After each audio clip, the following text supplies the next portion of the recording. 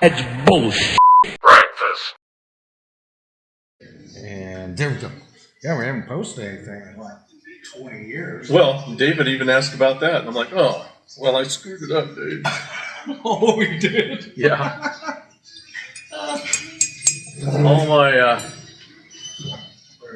All my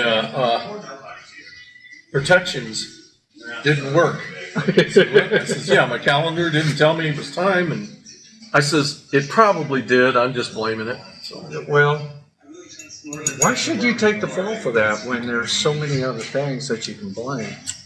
Yeah, that's right. I mean, I just blame it on technology. Yeah, It's technology's fault for me not remembering. Yeah. I'm old. It's supposed to remember for me. And we're not responsible for that stuff. You know, it's just our job is to just like show up.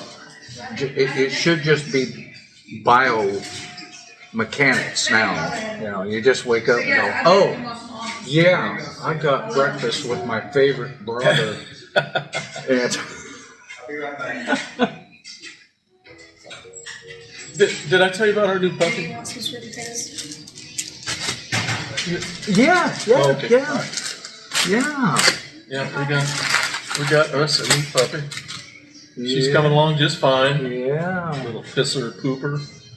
You crate? You said you're training her to crater. Oh, we were crating her real well until we went up for Thanksgiving to Jeremy's, and you know, when we go to bed, it's quiet and all this stuff. Yeah. Problem is, it's up there. You know, we put her in the crate, we go to bed, they're still making noise. Oh. And so we had to put her in bed with us, okay? And which worked out fine. Well, that never changed. You set a precedent. Yeah. Oh, jeez. Well, you know, and I told you Lynn and Retta got themselves a new puppy, a little Yorkie. Mm-hmm. Oh, that's And it's in its terrible twos now. 2 months. Well, as far as dog age is concerned, it's still just a little puppy. But Yeah. its behavior is terrible twos now. And they said, you know, we haven't had a puppy in decades. Yeah. So it's almost like learning all over again. Yeah, well, see, it's the same with us.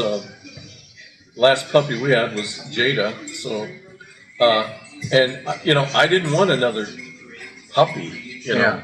Because if you go into the house now, there's pee pads everywhere, trainer pads and stuff like that. And it's all hit and miss. Yeah, sure. It's not like I sit there and wait, you know. But she's gotten to where she goes out, and she's having she's getting that figured out. But she still makes her little mistakes. Yeah, well. And you know, you got to live with that. And trying to figure out how to feed her. I mean, we started out with all the puppy food, soft foods and stuff like that. That was okay for maybe 2 times, and then she's like, I don't want that. So now I'm making up food for her. I mean, looks like a gourmet chef in the morning, you know. Let's see I'm figuring out what works, Yeah. you know. But like this morning, normal. She's been on a milk kick, so I put a little milk down for her. Okay. And then wait on her food. Okay. So I put that down for her. She goes right to it, but she wants what Jada has. Well, Jada's going to kick her butt if she gets too close to the food. So I put her other food down. Nah, I want what Jada has, which is exactly the same stuff. You know? Yeah. So I'm dealing with that kind of issue, and but you know, that's Sounds like puppies. Puppies coming into terrible twos. Yep. And so we're done with puppy chow foods and stuff like that. She'd rather have the kitty. In the morning, I always grab a little handful of kitty kibble, throw it on the floor to keep Jada away from me so I can get things done, right? Yeah, right. Well, now she figured that out. Well, that's great. I like that. Okay. But like today, she didn't touch any of it.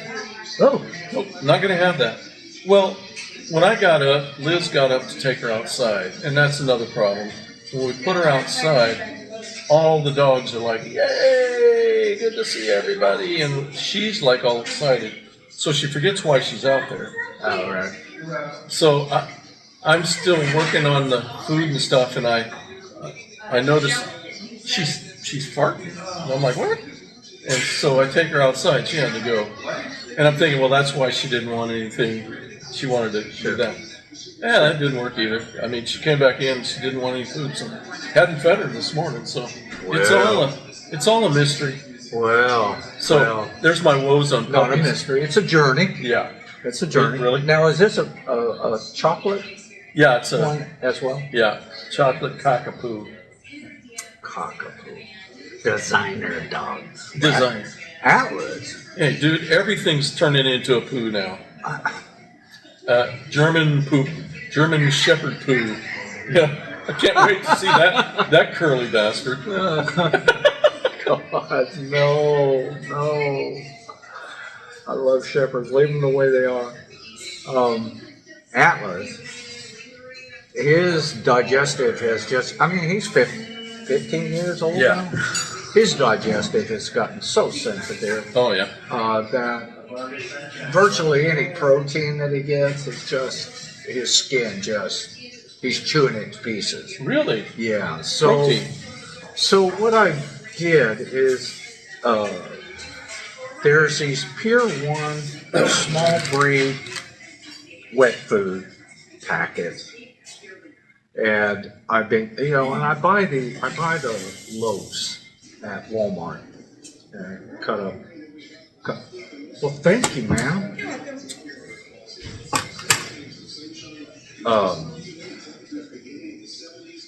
And then, may I have a couple pats of butter? You bet. Please, thank you. So I've just been giving him this small breed stuff, and it's real low on protein.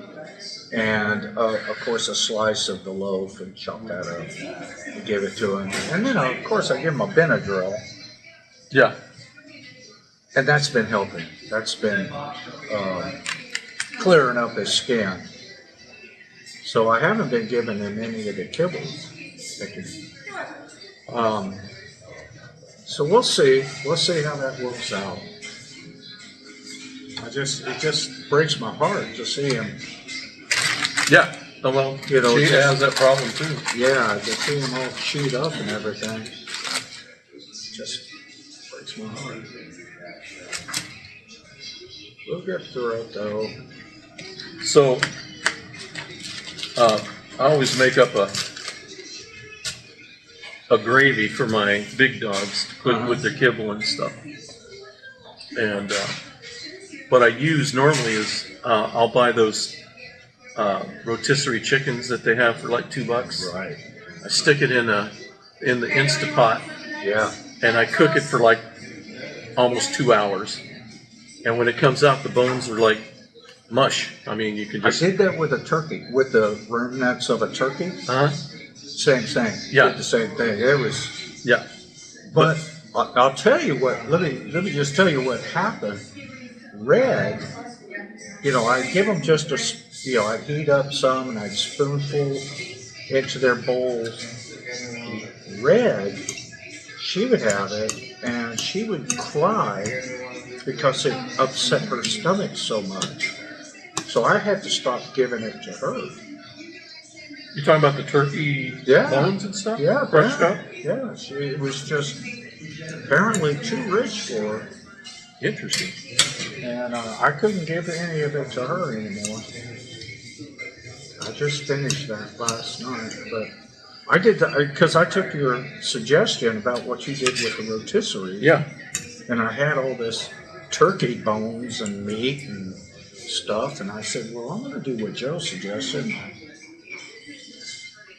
I Instapotted mine for about 4 hours. And you're right, it came out just mush. Yeah. And I'm like, well, dogs can eat that.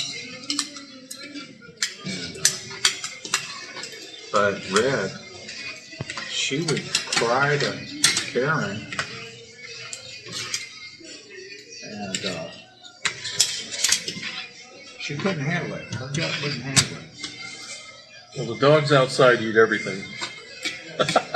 Well, see, that's the thing, you know. I'm thinking, well, you know, Sophie, Red, and Blue, they're resilient dogs. You know, they're like, yeah, give me garbage, I'll eat that, I'll be Yeah. fine. Yeah. But, you know, I can't do that with Atlas. But when Red was having that issue, that's the only thing I can associate it with is the turkey. It's just too rich for it. Well, did you guys go up to, what'd you guys do for Christmas? Oh, the kids came down for a week. Oh, okay, no. Well, Yeah, Jeremy considers our place a vacation destination. he just doesn't do anything, you know, and that's good, you know. yeah. Of course, it rained the Yeah. entire time they were here. We just hung at home. Oh, I made breakfast and You did what? made the breakfast. Did you go to Andrea and Chris's? Mm-hmm.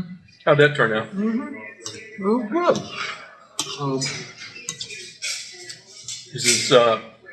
Is Killis's girlfriend doing better?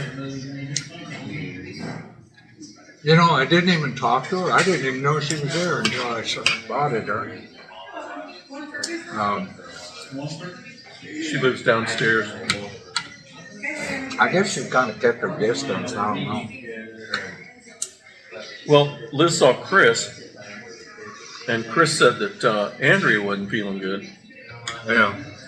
And Liz actually wasn't doing it very well either, so I'm like, there's no way we're going to put you in a situation. All right. I'm trying to think what else happened.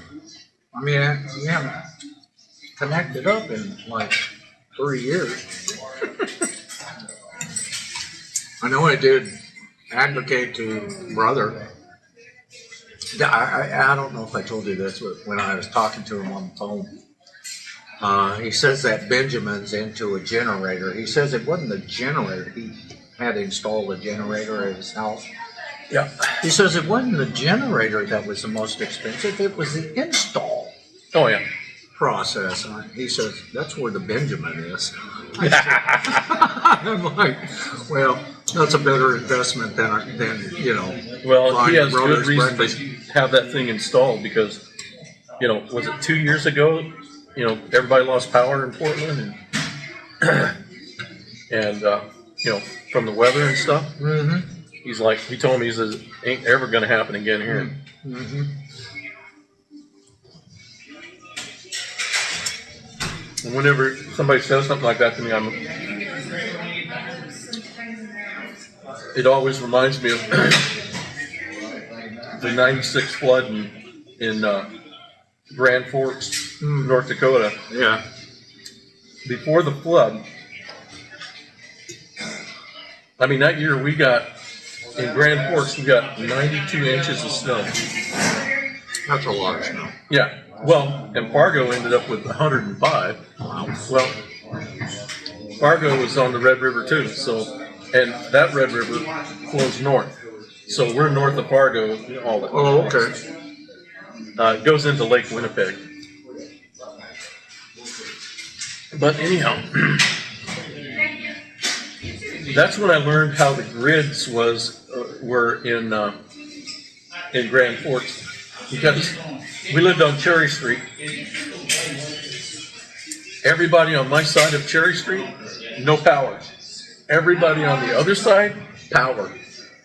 And we had some new neighbors that had moved in across the street from us. They'd been there about a couple months, I guess. Uh-huh. Or maybe 3, might have been 4. No, a couple months, because we hadn't met them yet.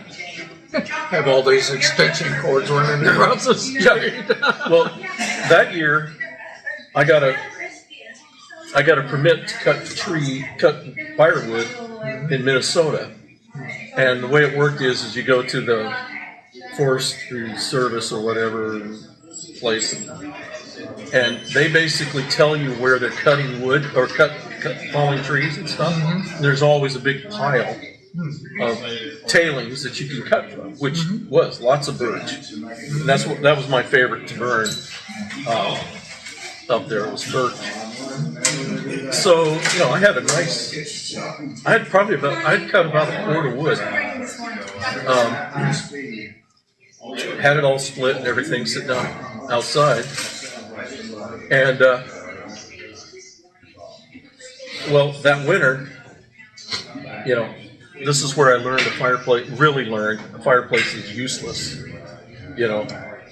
But I barely burned, maybe an eighth of the wood that I had in the winter going on because it was useless. I mean, it was costing me money to have a fire because it wasn't heating in the fireplace. It was sucking all the heat out of the house from the furnace and stuff, right? Oh, okay. Well, fireplaces, they all look cool and everything, but they're totally useless, okay, as far as heat, except for radiant.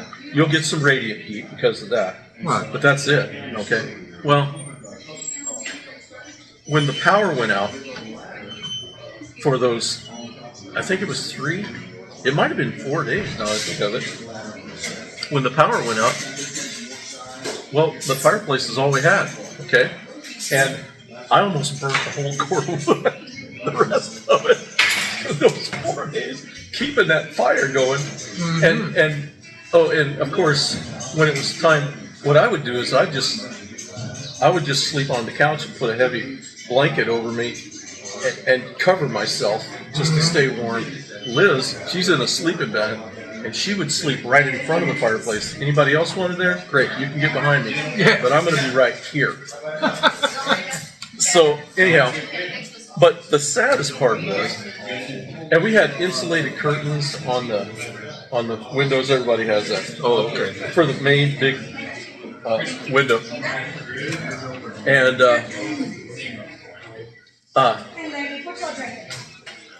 I would open up the curtain a little bit and look across the street and watch our neighbors that we didn't know at the time. Watch them. They're watching football or whatever, on their TV. They had one of those old big screen things and sat on the floor and stuff. And I'm like, everybody's got lights on across the street. I'm thinking, I wonder if I could just go over and ask them, can I just run an extension cord over? But never did. We ended up getting our power back and life was good again. But then the flood came. Yeah. And that's when we met Paul and Carol Lee. Oh. That's who the new neighbors were.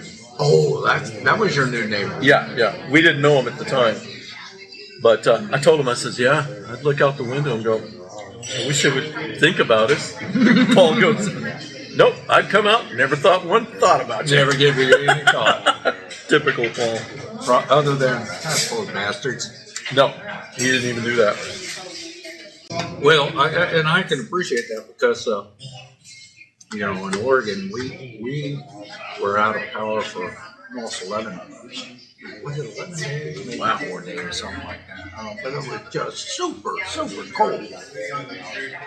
I mean, it got so cold in the house that it was affecting the sheetrock,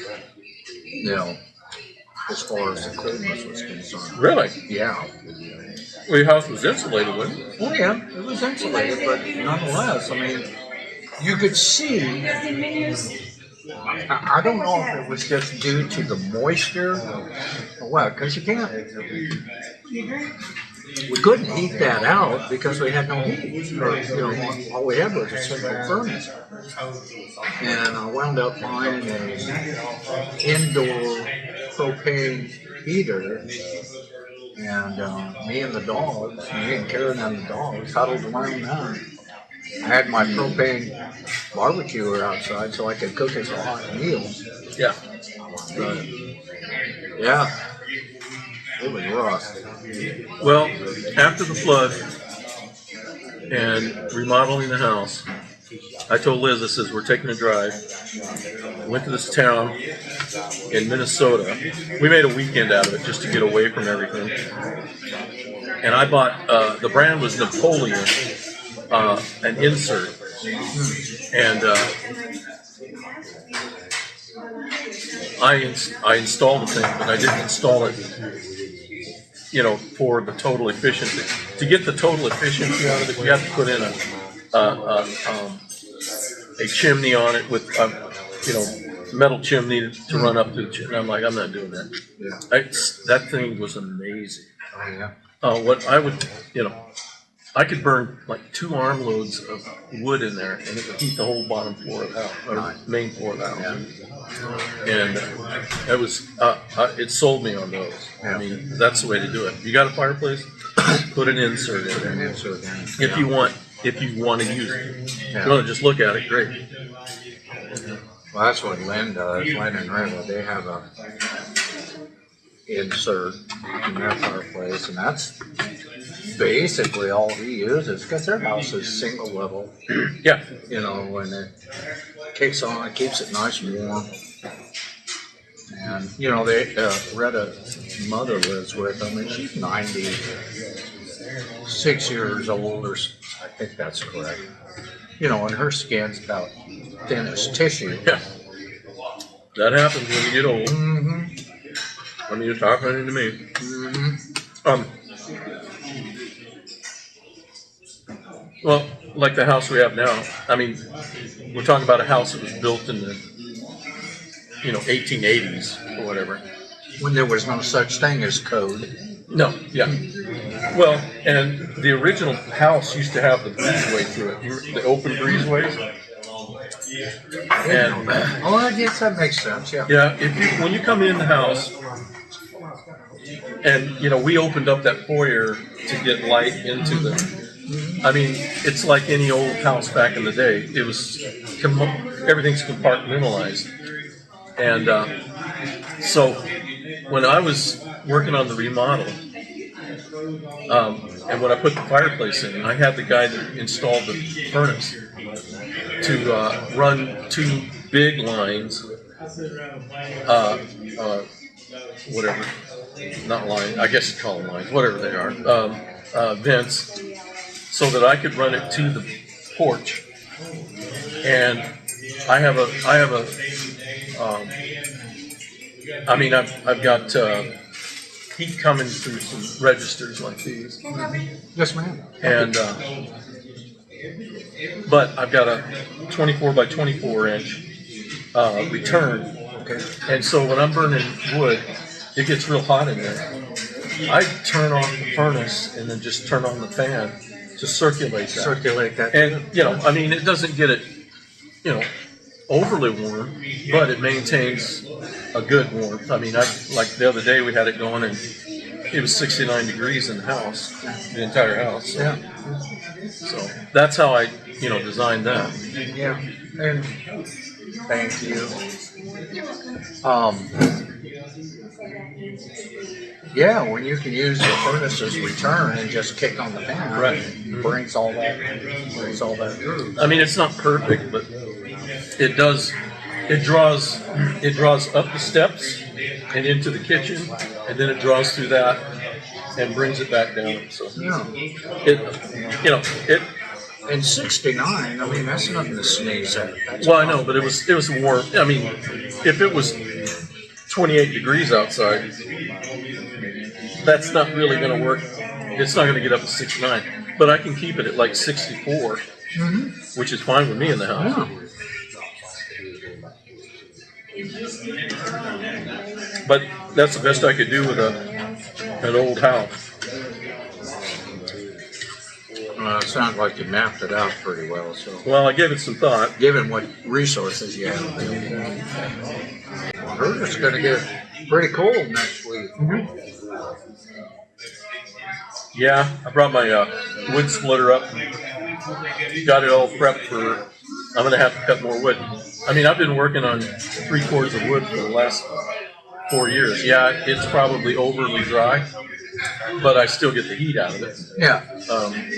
And I'm not worried about that. I mean, if it's dry, it's not putting that much soot and Klingon crap into my chimney. Right. Now, do you have a chimney insert? Yeah. Yeah, Do you? yeah. I mean, I had that installed by a reader, and did a great job. And it's a it's a double. Yeah, double or triple. I think the pipe is triple pipe, which means it's insulated all the way up, for protection. Sure. Obviously. But it also draws air from it for the fireplace, because once you close the door, it's sealed. So it's getting its air from that. Okay, I see. But I'm glad I got that one. I don't know if it's paid for itself yet, but that's fine.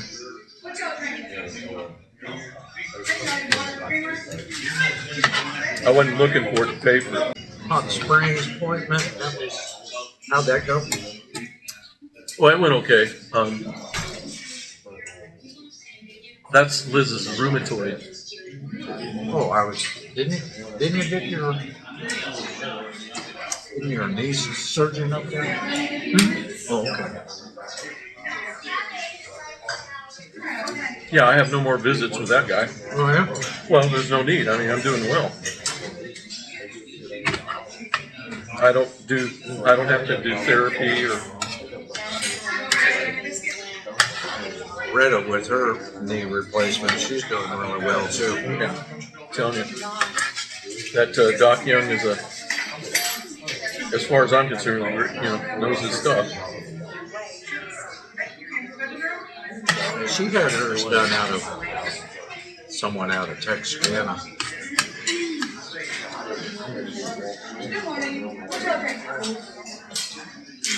I guess they all see the same YouTube how to do it video.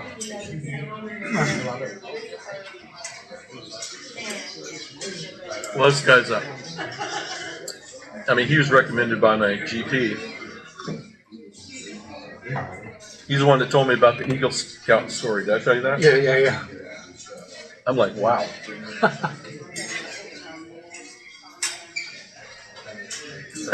Especially funny. Recite the first part. Yeah. He did too, and I said, that's all I want to hear. On my honor, I will do my best. Yeah. Yeah, I told you Jeremy got a new job, right? Yeah. He's working for a logistics company in Fayetteville, okay? And when we went up for Thanksgiving, he was a bit anxious about it, because the guy that they assigned to train him, Jeremy's like, he's not a good trainer. But this other lady that works there, she's kind of taken him under her wing, and she's explaining to him that, it's nothing personal. He just doesn't want to do it. Yeah. I've been in that situation. Oh, yeah. I got to train these guys. I want to get jobs, get work done. But you got to train somebody. Pass it along. And but anyhow, this time he had to do some work. First day he came down, he had to work half a day. So he did some But work. you can do it remotely. Yeah. He did it down in the den. And I was looking at Because he you had have to fiber. he had to set up a second monitor and stuff. I'm looking at that, and I said, so, he's explaining to me what it is. See, what they do is, they do the logistics for other companies. They're a third party. Okay. And so, they set up for this truck to pick up this load, blah, blah, blah, all that, So I was talking to him, I said, so, this system, how good is it? He says, well, it works. He says, but it's like 15, 20 years old. I'm like, that's and I'm like, oh, okay. And he says, everybody uses it. JB Hunt uses it. I says, so they have it. If it works. Well, that's what I told him. I says, well, if it's not broke, don't fix it. But I said, it's interesting. Everybody uses the same thing. He said, pretty much everybody. And I said, well, I guess it's because it works. Yeah.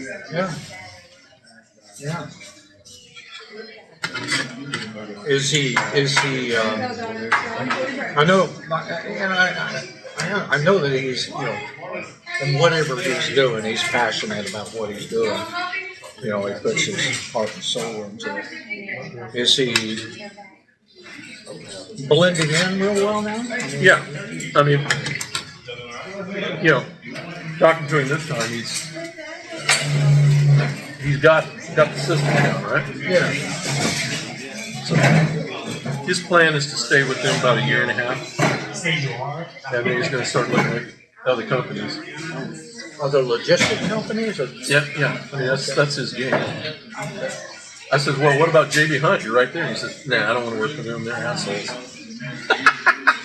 I said, oh, okay. Tia worked there for a little while. Her job, she was in the business of recruiting drivers. Okay. And they had a special game going where they literally paid you good right up front. But you had to, it was not a sign-on, but you got paid real good with bonuses and stuff, for the work that you're doing. You're bringing in truckers and stuff like that. Oh, I see. And so, she had a set salary, and it was for the probationary period where she learned, what she was doing and everything. Right. And she said, it's just an in-house pyramid game scheme. As far as commissions are concerned. And she said, once they stopped paying me the salary and I went straight to commissions, these guys, they get a percentage of what I'm doing. And she basically played it until the last day of getting paid. She went, sayonara, I'm not going to work here. Wow. She said, yeah, it's a sucky place to work. Well, that's not right. That's not right. I mean, don't get me wrong, it's great for the truckers. Yeah. They take care of them. That's the way it should be. That's their business. That's their business. But the folks that are working at corporate, I don't think I could do that.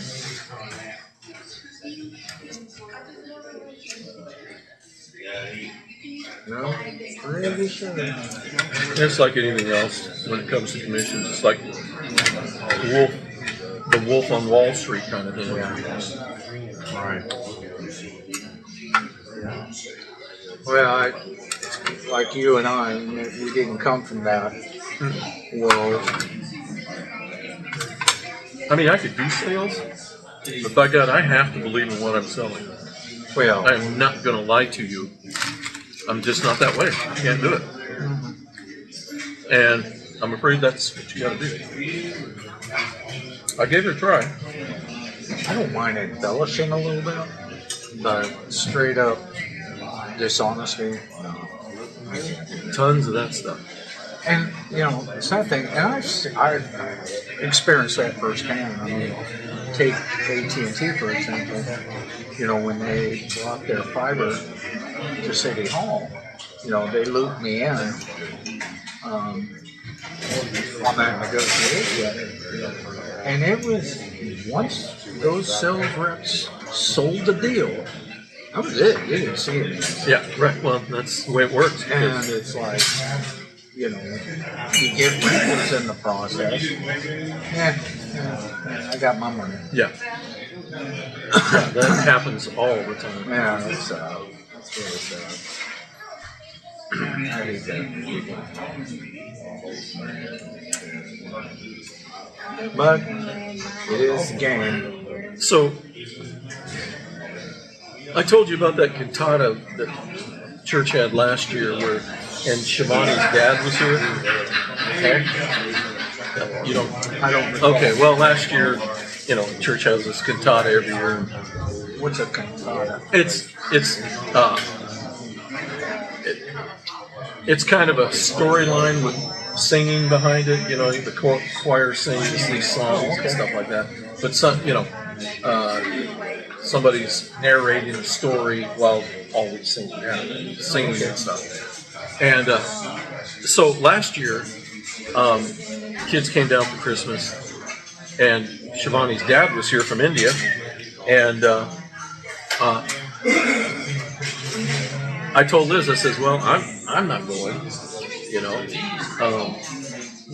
Or no, I told her, I says, yeah, we'll go. Absolutely didn't think that, you know, Raj would be interested in this. He's Hindu, Right. you know. And I guess, I don't know, they decided they wanted to go and see this, which I think is cool, you know, expand your thinking. So they went and participated in everything. I mean, everything, you know. Wow. Yeah, because they always have a, what do you call it?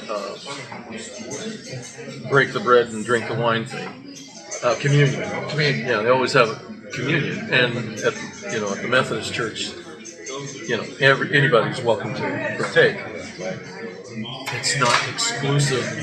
So It's not Southern Baptist. yeah, it's not exclusive. So, You're not a member. You don't pay membership dues. but anyhow, he, you know, they went all through that. And the cool part is Shermer, the guy that owns the newspaper.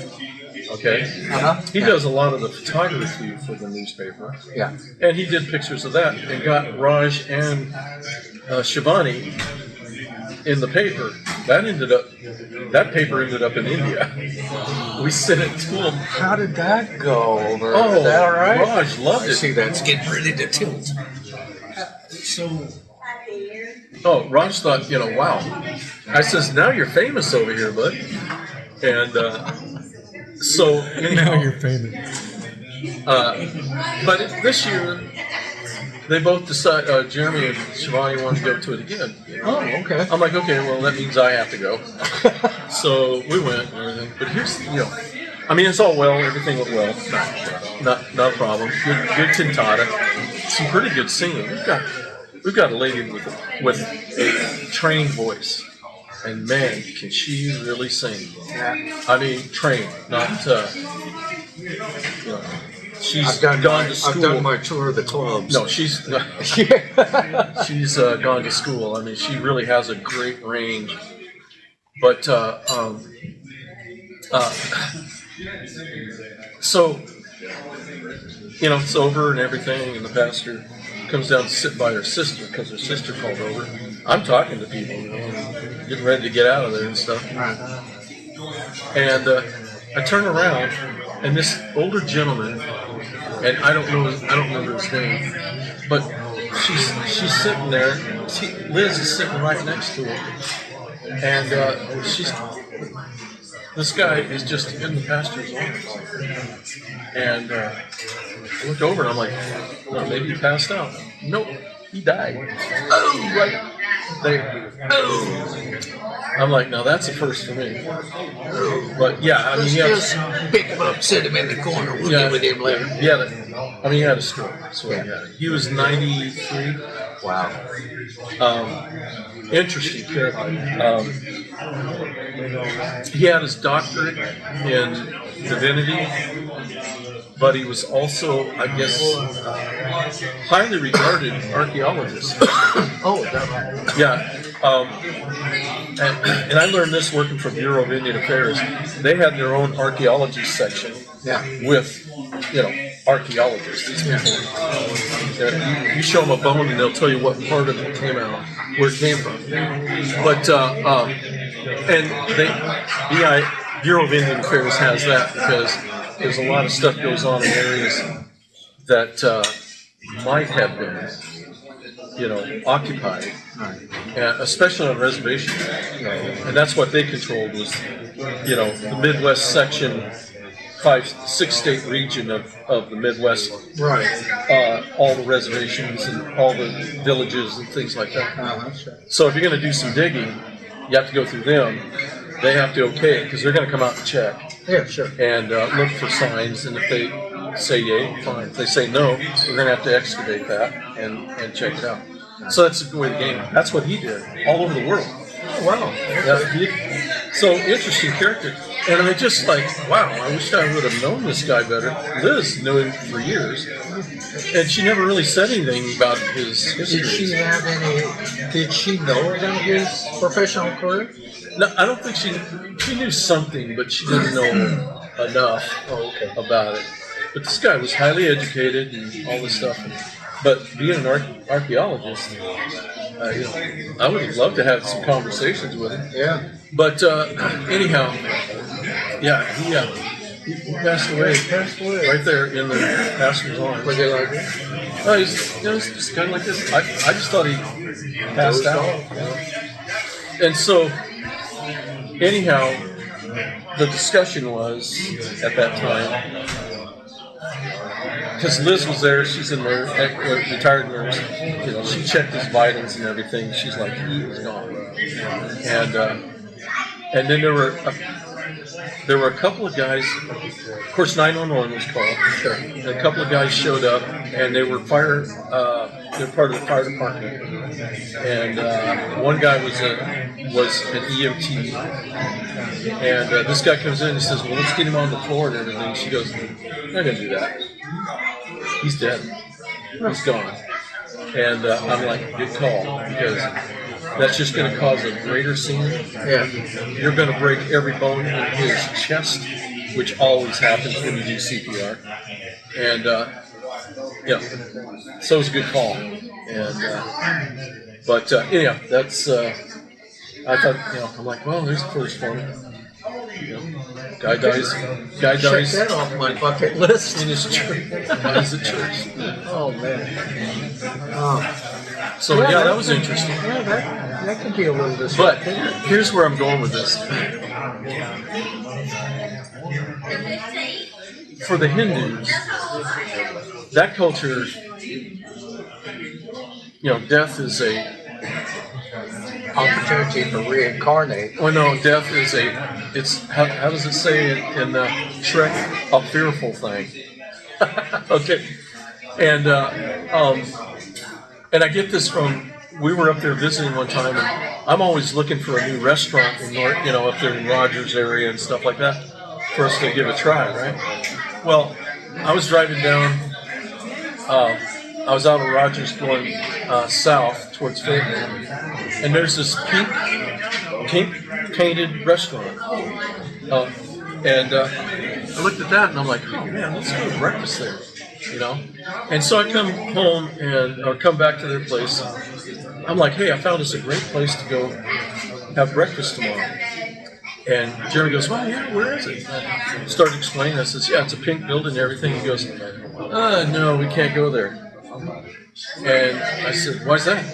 He says, well, Shivani won't go inside. I said, what's wrong? Is it because it's pink? No, that's where J.B. Hunt died. He used to go to that same restaurant every morning, have breakfast with his cronies, and he slipped on some ice, cracked his head. And she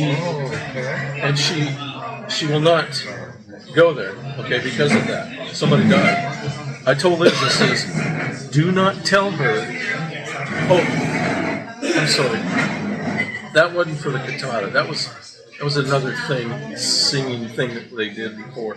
It was for Lent. Oh no, Advent. Something. Yeah. So he was there for Advent. They came down for the cantata. Okay. I told Liz, I said, whatever you do, don't tell her.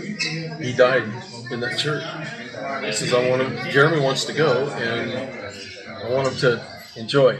Shivani, you are forbidden to watch this video. That's right. So it's a cultural thing.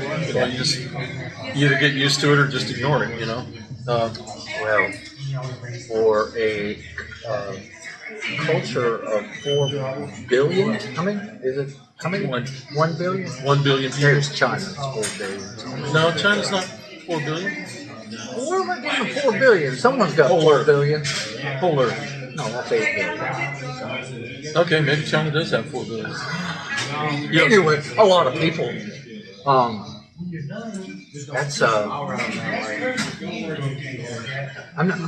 don't know how to. I'm not sure how to process that because I mean, okay, that's what it is. It's what it is. But That's right.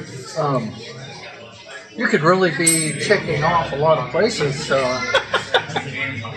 know, Well, I to just look at visit. this as what you don't know, or yeah, I guess so. you know, that's kind of like her rule on beef. Okay, she won't eat it straight out. If you say that's beef, she won't eat it. Right. Okay. Now her mom, she's so orthodox Hindu that she won't eat anything from a pan that has ever cooked beef Yeah. or any implement that held beef or Right. anything like that. But Shivani's like this. Well, if I don't know, I'm not going to worry about it. I'm like, okay, there you go. That's a good way to do it. Right. So that's how she is. Her mom actually, when they come visit, they came Smells down. your pots. No. She brings her own stuff. That's right. You told me that. To yeah. cook with, yeah. She brings her own Yeah. utensils. Yeah, everything. Yeah. And strictly, Plant-based. yeah, everything's, yeah. And I mean, I've tried some of the food. It's amazing. Oh yeah. It's Don't get me amazing wrong. food. I'm not saying she's not eating well and yeah. enjoying it. And- I'm just saying Very that's just, healthy too. yeah, that's part of the culture. And Yeah. so, well, you say healthy. Raj, he likes good scotch. And he smokes. But it's plant-based. It's plant-based. First time we came down, I had some really good. I had some Johnny Walker Blue. I had some. Oh gosh, I can't think of the name of it. I had another bottle. Valentine. That's real good. 12-year scotches. Now Johnny Walker Blue is a blend, but it's the blend of the good stuff. Yeah. And oh man, he enjoyed that. Next time he came and spent a little time with us, I just bought a big bottle of R&R, which is good Canadian whiskey, It's good Canadian whiskey. and he liked that too. So no problem. We're I think good. next you need to do bar rail whiskey. Yeah, this is totally blended. Yeah. But anyhow, Little vodka, a little I had beer. to. Liz and I agreed. We will not say anything about that today. Let's But keep that on the down low. That is for thank you. It was good. It was good. I'll take a little more when you come this way. so yeah, that was quite an interesting experience. Wake up, Bob. Yeah. Okay, Yeah. let's just sit Bob over here. Wow. Yeah, that's amazing. You know Jonathan Balin. No. Oh, I thought you knew Jonathan. He was one of the anesthesiologists here in town. Is that the guy that was? Filipino. No. Okay. I thought you knew him. Why did I think you knew him? I don't know any Filipinos here. Nice guy, nicer. But he's going through he's been on degradation. And this is a guy that, he'll run up a mountain just for fun. That kind of attitude. Lupus. He's got lupus. That's what Mary had. Yeah. And I was talking to him last night because it's him and Joy, their daughter, having a baby shower. Of course, the kid's 6 months, 7 years old. But they live in Missouri. Anyway, so they were down. We visited with them and the church folks, of course. And he's bouncing back, but boy, he went through a bout with this lupus and all kinds of degradations going on with his body, and tremors and all kinds of stuff. I was talking to him about Mary having lupus, and I said her specialist was down at Shreveport, and that's his specialist, same specialist. Oh, okay. I said, Mary couldn't get in the sun. Yeah. And he said certain stresses, maybe some types of foods like citric-y type food, like tomatoes and stuff, will flare up his lupus. And I thought, well, I never thought they'd do that. I said for Mary, it was just stay out of the sun. For some reason, I thought you knew Jonathan Taylor. No, I don't know it. Oh. Okay. Must have been another Joe. Oh, I went and got my 5-year Roto-Rooter. Oh, how'd that go for you? Well, actually, it wasn't bad. Did you watch it this time? No. See, the reason I got in the habit of not taking any anesthesia with that was because of positions I held and the clearances I had. Yeah. Because because I was on a program called the Personal Reliability Program, Right. and that program's established because of the kind of clearances you have, access you have, things of that nature. Could be compromised. Yeah. So they, anytime you did something like that, you had to report it. They'd literally take you off the program, which means you don't get to go anywhere. I mean, they're not going to make you go home, but you don't get to go anywhere and, do your job or whatever like that until they've got everything squared away. They're pretty serious about it. As a matter of fact, when I interviewed for that job, I literally asked them, I said, this position is not a PRP position, is it? And they go, no, lying. I'm surprised that they wouldn't put one of those little red balls in your mouth and strap it on. That might be Stick fun. an air tube over here. Yeah, and but I got to do the white stuff that puts you down, right? There you go. And oh man, is that stuff beautiful? I can see why Michael Jackson loved it. Yeah. Because propanol is what it's called, and because I'm sure that guy never got any sleep. And boy, how refreshing!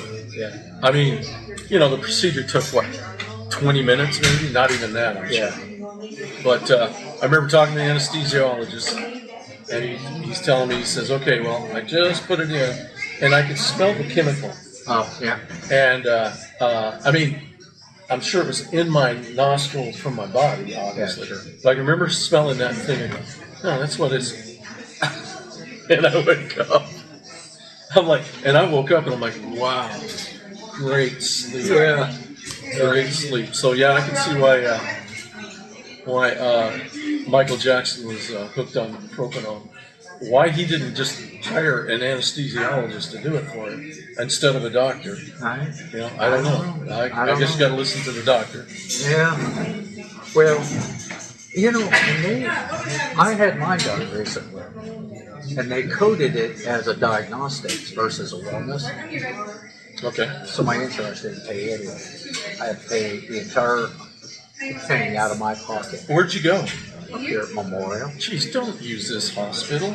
I know, I couldn't believe it. I'm like, why did you guys code that diagnostics when it was, okay, you haven't had one in 7 to 10 years. You got a gastrology up there? Right. You don't ever want to go to a place that doesn't have a gastrologist. I go to, that's all they do. Because I'm telling you, they do it wrong. They rip open your gut. You're in trouble. You're going to go septic quickly. I knew a lady, that's exactly what happened to her dad. Doctor did it. When they make that sharp turn, I don't know if you know about that. I do because I've witnessed it. Well, I'm assuming that the doctor, there's Hernsberger and there's another guy. I don't care who they are. If that's not their specialty, I'm not letting them touch my ass. Huh. Keep it in mind, because that's what specialists are for. Okay. But yeah, we were talking to Marvin in Virginia the other day, and she said she had it done. I said, "Where'd you go?" And she goes, "Oh, up at the hospital." I'm like, "You gotta be nuts." She goes, "Oh, well, I don't ever leave town." And I'm like, "Okay, well, that's up to you, but I'm not gonna let just a GP stick a camera up my butt. Not gonna happen." Huh. Well, I didn't think that this guy was. And- I think his specialty was whatever colonoscopy falls into. Well, see, and that's the other problem. You got the hospital not identifying it for what it is. For your insurance. Yeah, they coded it diagnostic, and it's just all out of pocket. Just like the cardiologist. Insurance didn't pay a dime Yeah, I know. for anything. My last office visit. Yeah, I know. You had some big problems with that. Yeah. Fortunately, I got that resolved. But You got it? yeah, oh yeah.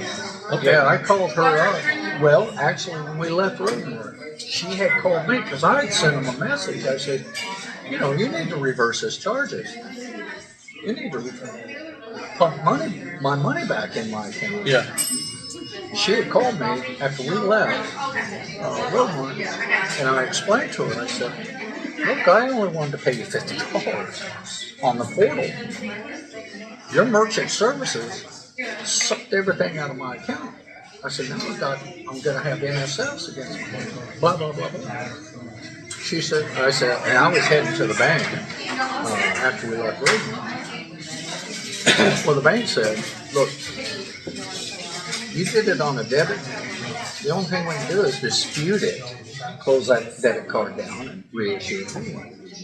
And it's going to take 3 weeks to dispute it because Oh, it's a debit dispute card. it. Yeah, okay. I was going to say you should be able If to it get was a a new card credit now. card, we could just dispute it, reverse it, call it good. So her name is Linda, up at cardiologist. She says, look, I'll cut you a check, send you a check less than $50 that you want. I said, okay, yeah, let's do that. And the bank, bless their hearts, they said, look, we'll just give you $1,000 loan, put it in your checking account. That way, nothing has come through yet, Right. except Woods and Woods. Because I'm looking on my register and it's $100 check, reporting zero. Well, it didn't get. They took my money out, then they processed Woods and Woods check, and then the account. Yeah. Fortunately, they held on to that, retried it again, and then it posted. But I went down to Woods and Woods and explained to Pam what had happened and that I'd be in the next day to write you a check and pay for any penalties that you incurred. She's like, we ain't gonna charge you for any penalties or anything. We appreciate you coming down and explaining that. Yeah. I said, well, it's just what you do. Anyway, so the bank gave me $1,000 put in there. Linda, she went to Dr. Tom with the check. He says, what's this for? And she explained it to Dr. Toth. He signed that real quick. Said, get that thing out of here. Get it back to Dennis. She overnight it, FedExed it. Oh, nice. I'm like, you guys took care of the problem. You rectified it. You resolved it. I said, but I will not use your billing portal again. Yeah. I won't do it again. I don't understand how they did that. We don't know. No one knows. That's a mystery. Because I always verify the amount, date, everything before I hit commit, on a portal. And I told Linda, I said, look, I've been doing online transactions for decades. Yeah. I said, I've never come across this. I said, she says it could be Visa that have done that. I said, no. Wasn't Visa, because that's my debit cards through Visa. Right, yeah. I said, no, it was your merchant portal that did that. How they did that, I don't know. But they did, because it was an odd number, 1,100 or $1,016.72. Odd number, didn't match what the balance owed was. And So okay. I'm so glad you get that taken care of. That's how you do business. But why didn't your insurance cover that? That's a good question. Because my insurance should cover that imaging. Do you go through Chandler down there? You should go talk to her about that. I did talk to her about it. Oh, She couldn't understand that either. She couldn't understand it. And the doctor's visit, the last follow-up I had with him. They didn't pay anything. And I told Lisa, I said, this insurance working. They're not paying anything. I said, and what it is, it's the deductible. oh. It's the deductible. So that's you got to pay that first. Yeah, And it was then the deductible. How big is it? Well, at that time, June, it was $5,000. And then I went in and we talked and we worked some magic and got it down to $700 down. But that's ending. That plan is no longer available come the first of the year. So Why is that? It's just Blue Cross. They're just not operating that plan anymore. So now I got to go talk to her again. I already talked to her once, but I'm like, back to the deductibles. It's because of how much we make in the household. It's killing me. It's just killing me. Because, you make 62 cents more than what the threshold is, therefore, you're not eligible for anything that's reasonable. So now I'm stuck. And I told Karen, I said, I'm just about that close to not just opting out of any insurance. And preventative stuff. But that's just irrational thinking. Yeah. I was talking to some people the other day. They were talking about the insurance, and I go, "Have you ever met anybody you ever hung out with anybody from Canada or Australia or Germany?" No, not really. I says, they never worry or talk about what we're talking about. But you know what? As far as their prescription, they're not covered. There's no coverage under their You better check universal that health. And I don't know for a fact. Yeah. But I You hear better that check that again. their universal health care is free, but as far as their prescription services, it's out of pocket. Better check that again. Yeah. Well, I don't care. But what I'm getting at is they don't sit there and worry or even have a conversation or have it. I mean, I used to hang out with lots of Canadians because I had a cabin right on the border. Right. And, those guys, that was something they didn't worry about. A matter of fact, they don't worry about it at all. I had a buddy that went bear hunting up in Saskatchewan. And he said, we were 600 miles from the border, U.S. border, okay? And he said that first night we were there, one of his buddies was a dentist, and he was sharpening his knife, getting his knife all sharp. He somehow jabbed it in his leg. And he was a dentist, so he knew that he was close to the femoral artery. He wasn't going to pull it out. Right. So they, and they're in the middle of nowhere anyhow. They had to go to the nearest town to get, fixed up and everything, which I think they were south of Flin Flon. Look that up. And That's an actual place? yeah, Flin Flon, Saskatchewan. I think they were in Cumberland House. Or no, not Cumberland House. Anyhow, so he said, we got him to the hospital, Yeah. the nearest hospital. Doctors looked at him and everything. And he said, because we're Americans, because he is an American, they wouldn't take his insurance because What are you going to do with it? it's a complete nightmare. Yeah. Okay. They stabilized him, fixed him up, and they said the border is that way. Get on down there. And get on down there. And they drove all the way back to the U.S., back to Minot, Yeah. where we were living at the time, and got him in the hospital and everything, got him taken care of. And that's how the game works. That's why when we went over to Greece and to Spain and all that, you can buy these riders Oh, okay, sure. health riders, because if you go over there and you just use your insurance, they're not going to take it. Whatever the procedure costs, you're paying up front for it.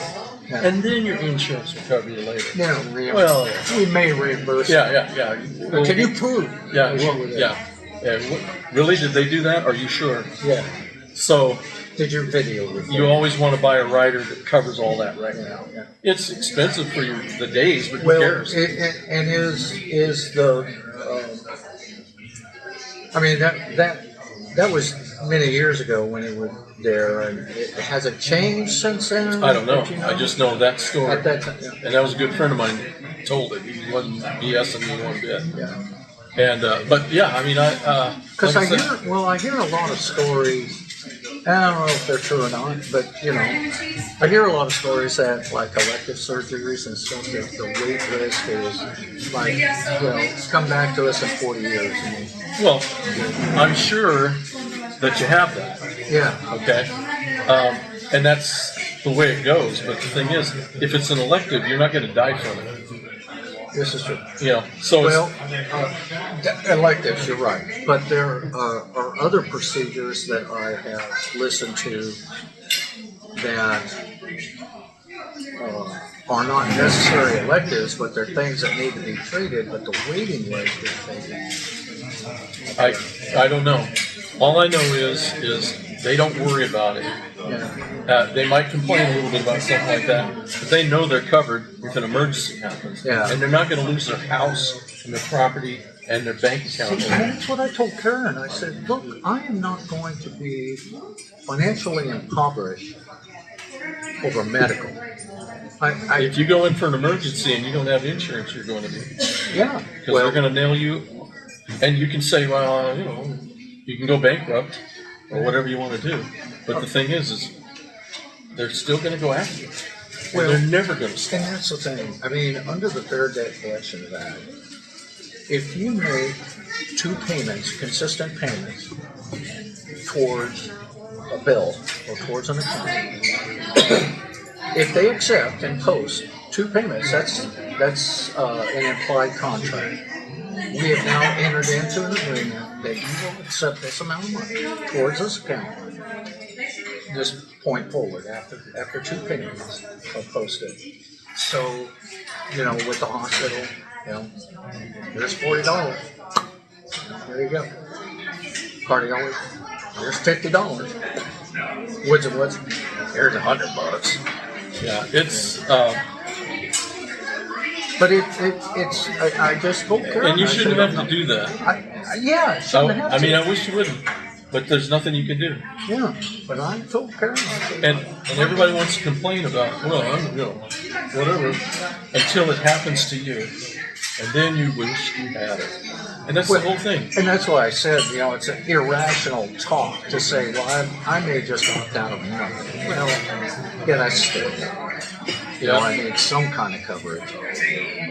Because you never know what's going to happen once I walk out that door. Absolutely. So, yeah. It's just frustration. I know. I mean, I hate it for you. Yeah. I hate it for anybody. Yeah.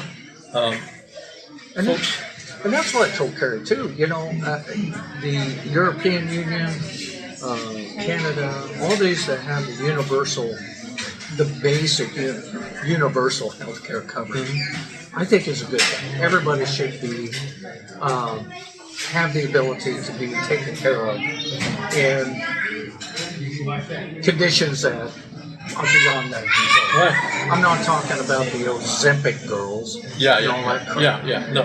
I'm talking about universal. Well, I've got used to the fact that the way the system is, I'm going to pay for other people's medical. Yeah. I mean, it's just the way it is. If I'm going to have mine, folks that walk into the emergency room, and that's the only relief you got. Yeah. They have to take you. Somebody walks in there, I'm going to end up, those with insurance are going to pay for it. That's right. They're going to tag me higher. And, that's the way it is. So some of us are paying for it. But the thing is the thinking on our part, my part, Karen's part, we were provided this service. We're obligated to pay for that service, and we'll die on that hill. And that's fine. But the You know. problem is they might kill you quicker than you want. You know, you're on the hill, you're doing the right thing, Yeah, but they want it faster than that. yeah, You know, they got their noses up against the glass and they want it fast. yeah. Pretty fast. Yeah. But I was really surprised to hear Linda. She said when I handed that check to Dr. Todd, he was just as shocked. She said, we have not experienced that in our billing portal. I said, well, it's happened.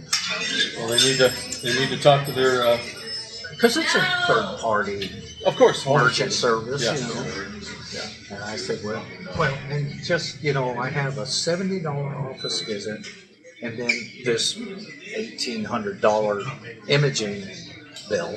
So I have two bills. I called them up last week and I said, I want to pay the office visit on, the typical, let's pay the lowest one, get it Oh, out yeah, of here. yeah, that's the way to go.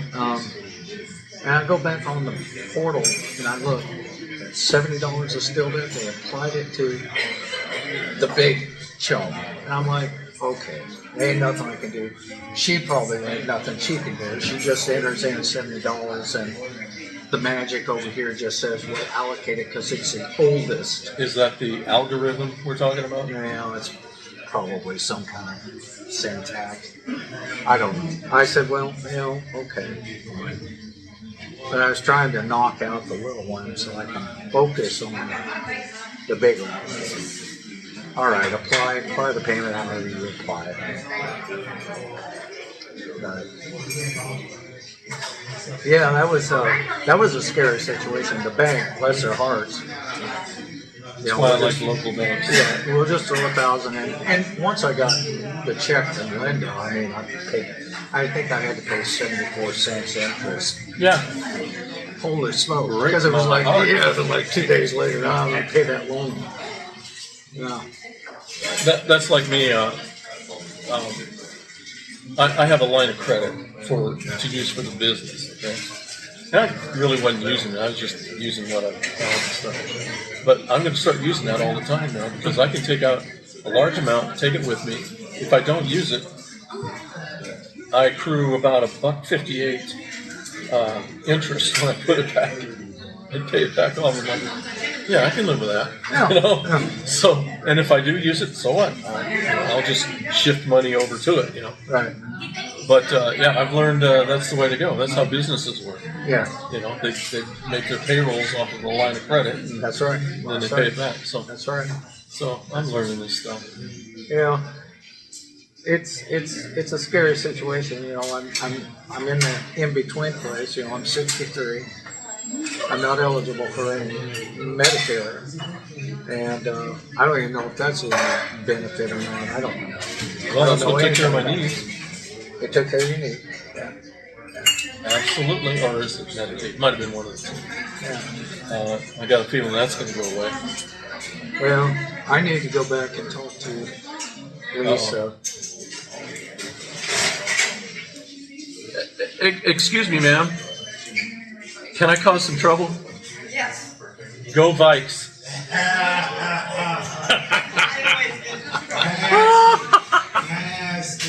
You must be from Minnesota. Oh, of course you are. Hey, wait. I lived in St. Paul, and my neighbor, he was a diehard Green Bay fan, but he was nice enough. He had this little swing with a football player on it. On my side, it was the Vikings. On his side was the Green Bay. And if you wanted to go see him and drink his beer, you had to look at that guy. It was a deal. Good to see you guys. Yeah. Anyway, on a lighter note, Chris and Andrew's kid, Calvin, Yeah.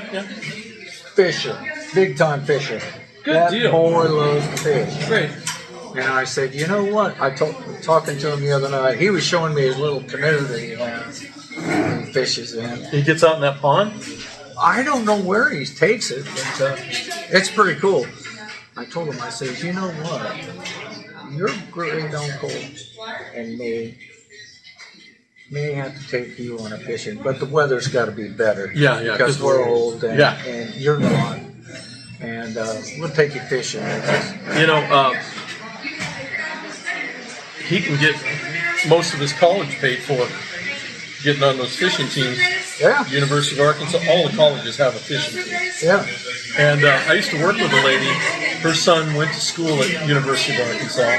He was on their fishing team and everything. He was a pro fisher, and he bought a new boat every year at cost. Wow.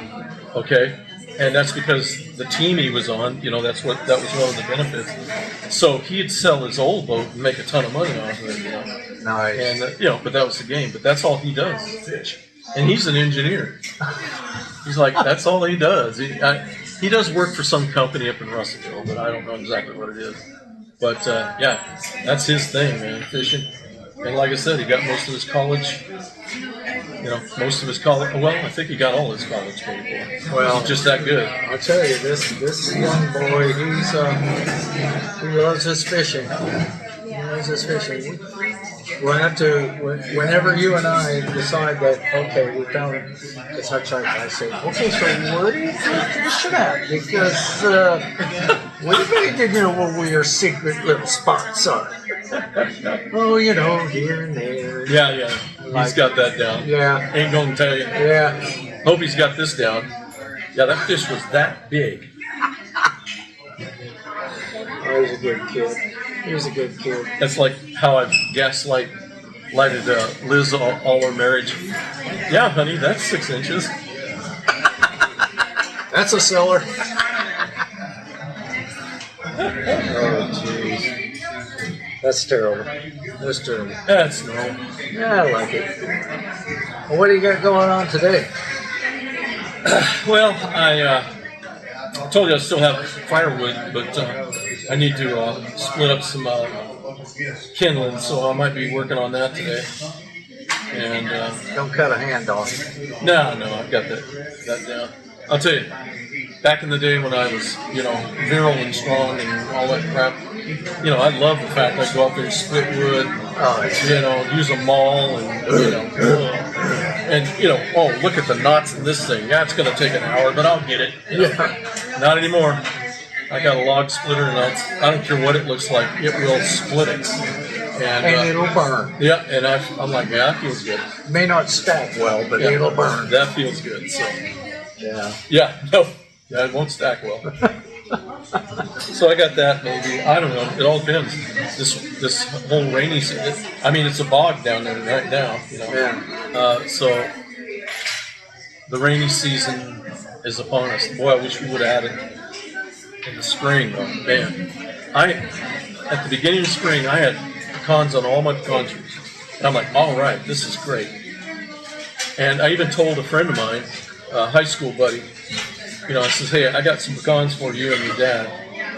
And he goes, oh, great. Because a couple years ago, I'd crack up a bunch, put them in a bag, and take them to him, and he'd give them to his dad, and he'd pick them. Oh, yeah. Yeah. So, loved it, So I told him this year at the school reunion that, hey, I've got some pecans. I'm going to have pecans this year. I'll bring you some. Oh, that sounds great.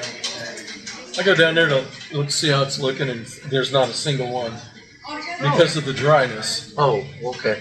What they'll do is they'll dry out. They'll start drying on the tree. And once they reach a certain point, they just drop, and they're not fully developed. Oh, sure.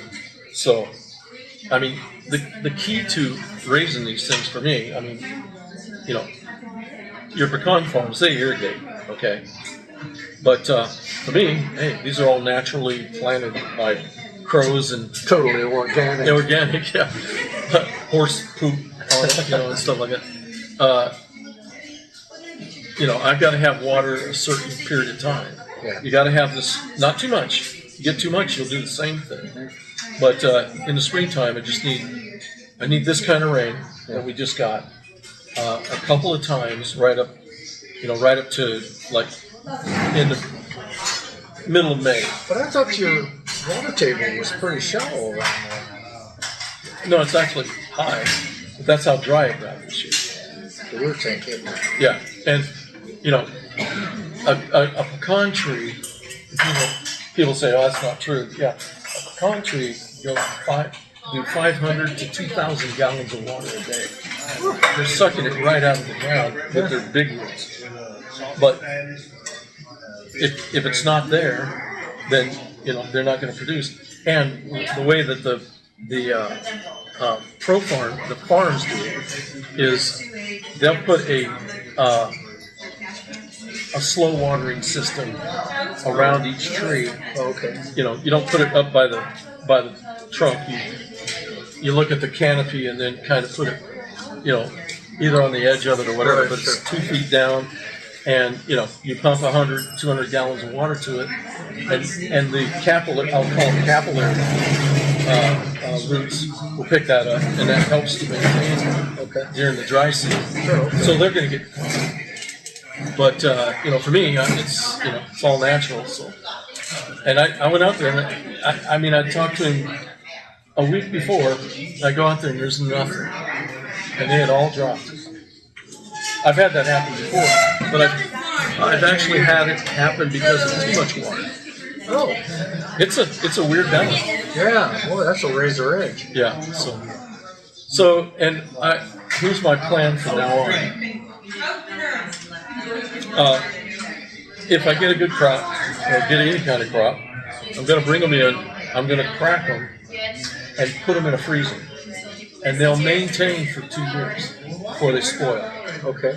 And so then I got time to work on them, And so I'm not going to, not shell them or anything. I'll minor shell them with fans, get the whatever I can get off of it, dunnage, But the rest of it's going to go in the freezer and stay there until I can pick them myself and clean them and stuff. So, yeah, I've, at one time I thought, well, I'm going to start picking and cleaning these things and sell them, right?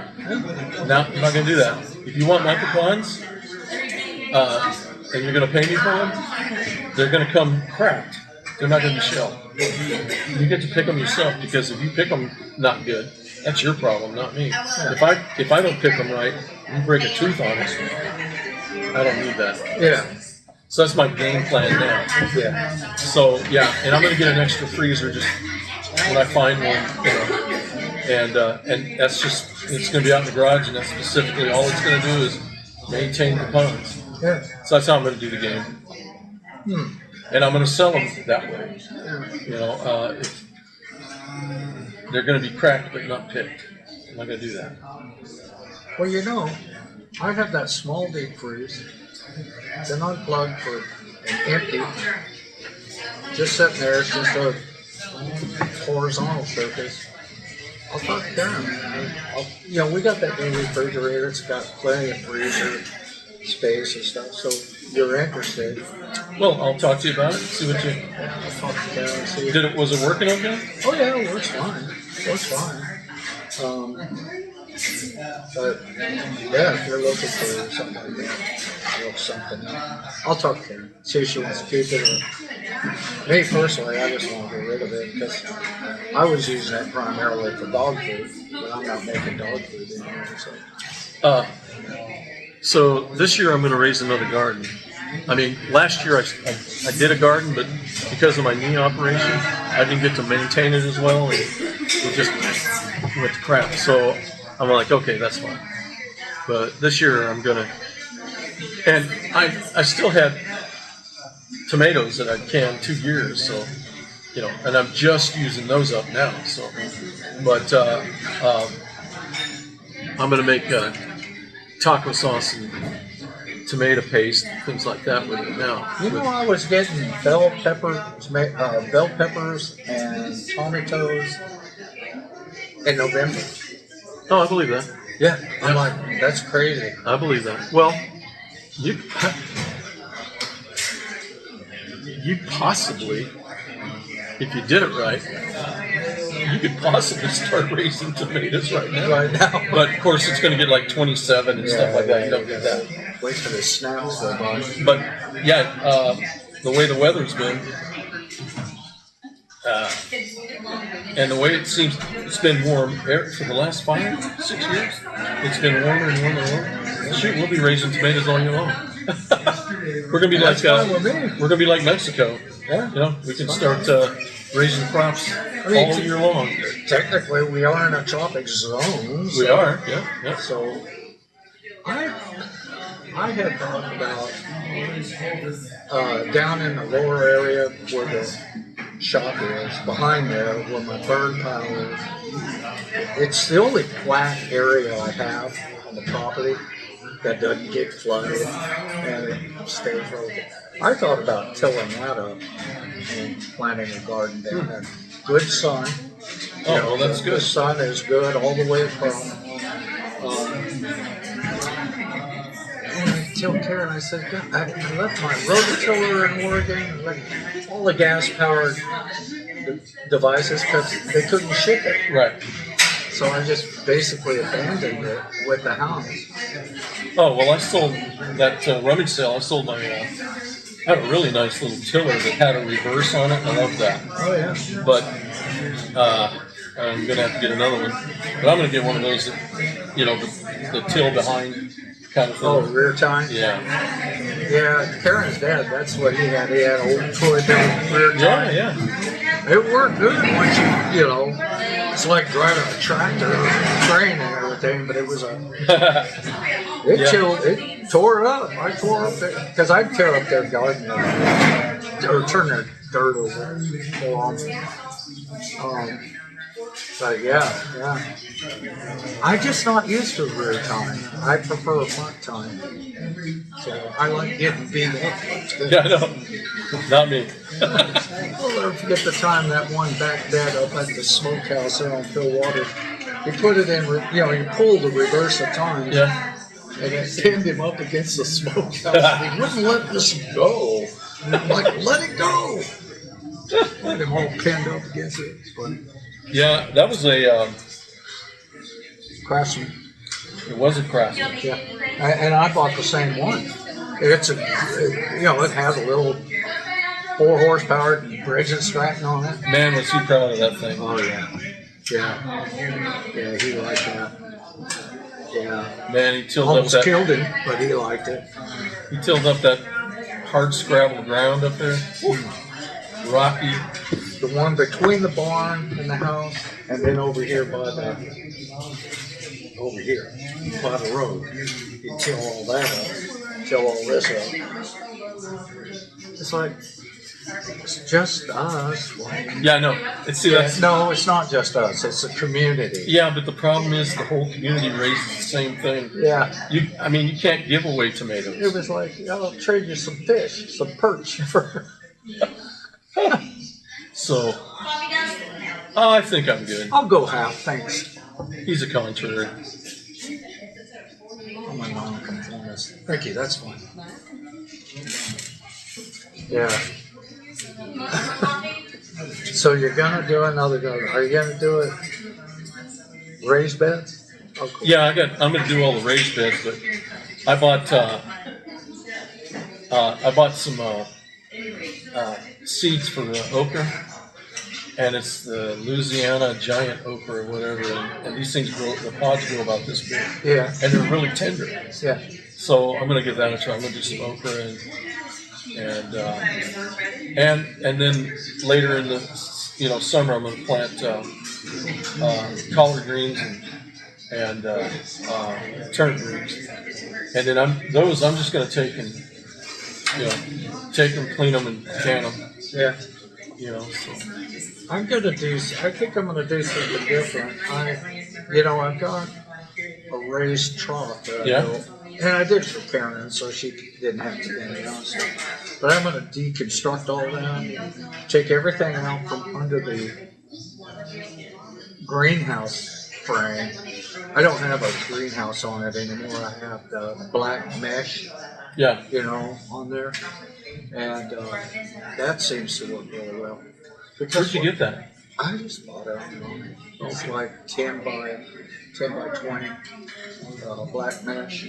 Yeah, see, I'd like to put something like that over the tomatoes and everything during the hottest part of the Yeah. summer to help them along, because they will certainly die. You can water them, and that's fine. But it's really, really harsh on them. Yeah.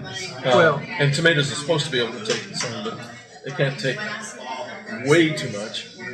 Well, that's the thing. I mean, the sun is almost directly straight east during that spring, summer. In the fall, it's more southeast.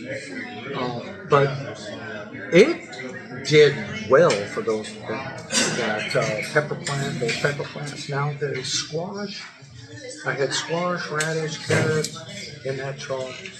They died. But the tomatoes, the tomatoes, and pepper just thrived under that. Squash needs good sun. I think it's just, and I only have it on the west side up, so it was more like around noon then the mesh took over. Yeah. And the rain, and it protects from the wind and the rain. I think what I'm going to do is take that chalk out, take everything out of there within that frame, and then till that all up. And put a fence around it, like 1-inch fencing, to keep the dogs out of it. Right. And build a gate. That'll be our garden. I mean, the frame is like 10 foot, 10 foot wide, 40 foot deep. Yeah. That's plenty of space. Plant a few plants.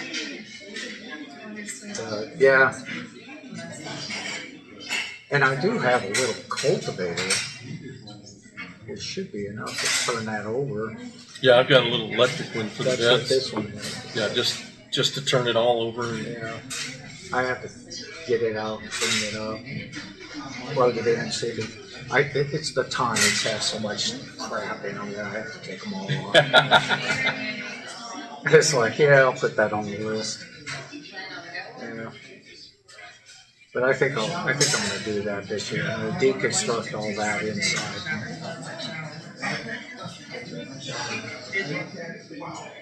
Karen doesn't do not much. It's hard for her to get out there anymore because that sciatic nerve of hers just, she comes home and she's immediately on the bed, on her heating pad. She's on a heating pad at work. Her sister bought her for her birthday a vest that is heated, has a battery pack that you can recharge, and it has 3 modes of temperature, and it comes down low enough to where it hits that spot on her side. She's loving that thing. Boy, Pat has one, and everybody on the horse farm, she volunteers at a rescue horse farm there in Oregon, and everybody there has these vests because it's so cold in the arenas and stalls and stuff. She sent one to Karen.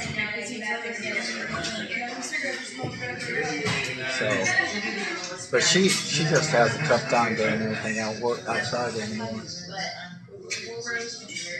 And Liz, same thing with her. Her back is. Well, yeah.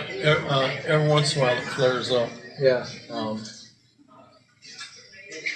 She got a license or whatever to get the gummies and stuff like that. Mm-hmm. Arkansas doesn't make very good gummies. It just didn't seem to work. She is sent to Colorado. Well, she was experiencing a little bit of that out in Utah.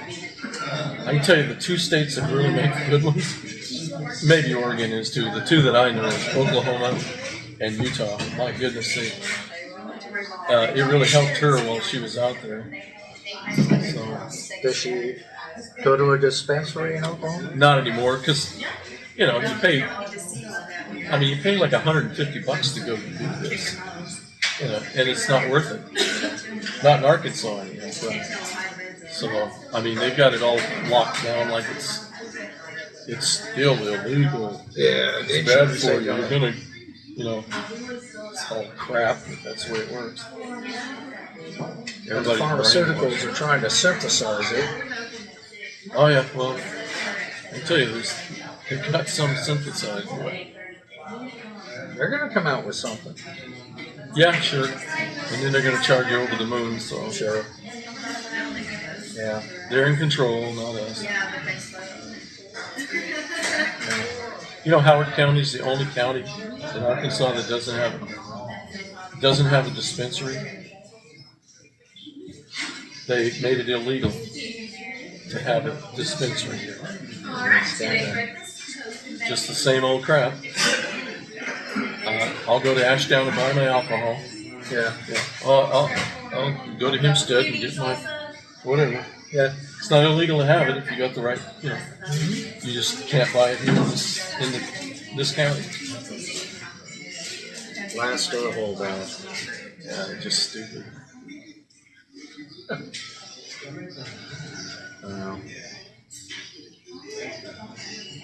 I don't, you know, and I use this guy up here that makes a CBD oil out of Gail's shop. He's supposed to have made a new concoction, and I told him, I was talking to him, I said, well, when you're ready to guinea pig that on people, you call me up.